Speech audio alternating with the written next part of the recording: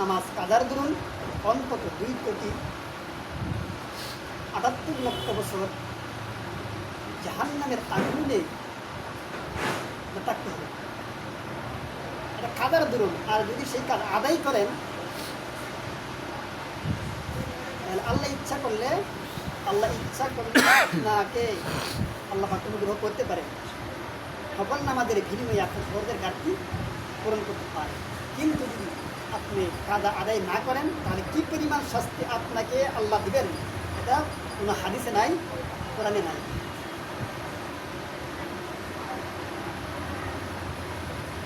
বিগত দিনগুলিতে যাই হয়েছে বলে স্বীকার করেন, তওবা করেন, আল্লাহর কাছে ফিরে আসেন, আল্লাহ রসুলের কাছে ফিরে আসেন। নতুবা আপনি নামাজ ছাড়া যত এবারত করবেন কোনো এবারত আল্লাহর কাছে গ্র্যান্টেড হবে না, কবুল হবে না।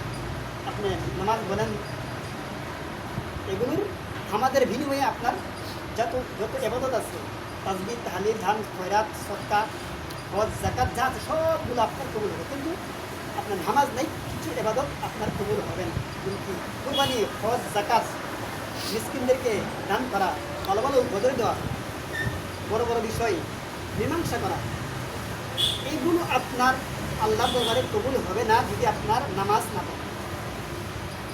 নামাজ যদি আপনার বিশুদ্ধ হয়, যত ঘাটি আছে সমস্ত ঘাটিতে আল্লাহ পাক সহজ করে দেবেন।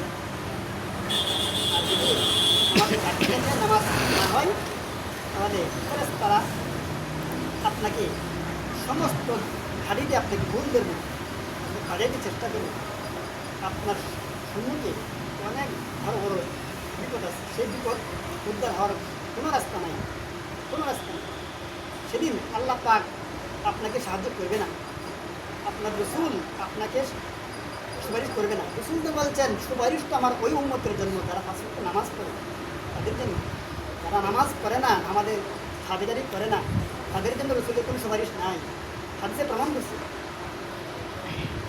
ইনশাল্লাহ আমরা ভবিষ্যতে আমাদের দিনগুলোতে যতটা আমরা বেঁচে আছি আমাদের পাবন্দি করি, রসুলের সুন্নাহগুলো মেনে চলার চেষ্টা করি, আমাদের জীবনটা ভালো হবে, খবরের জগৎটা আমাদের ভালো হবে, সিরাত ভালো হবে।